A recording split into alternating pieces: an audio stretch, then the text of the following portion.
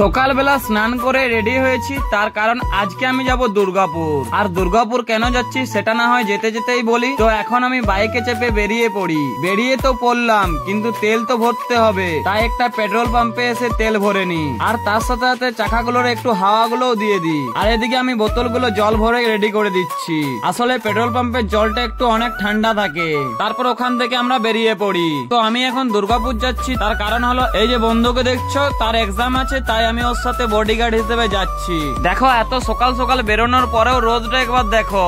আমি রোদটা দেখছি আর ভাবছি এখনো পুরো দিনটা বাকি আছে, কি যে হবে উপরবেলায় জানে। যেতে যেতে রাস্তায় একটা কালী মন্দির পড়ে, সেখানে দাঁড়িয়ে একটু প্রণাম করে আবার বেরিয়ে পড়ি। তারপর কিছুক্ষণ বাইকে চেপে প্রকৃতির ভিউ দেখতে দেখতে যেতে থাকি। তারপর দুর্গাপুরের মুচিপাড়ায় এসে এই আখের রসের দোকান থেকে এক গ্লাস করে আখের রস খেয়ে নি। তো আমি এখন আখের রস খাই, আর তোমরা এই ভিডিওটার পার্ট 2 দেখার জন্য ভিডিওটি লাইক করে দাও। বাই।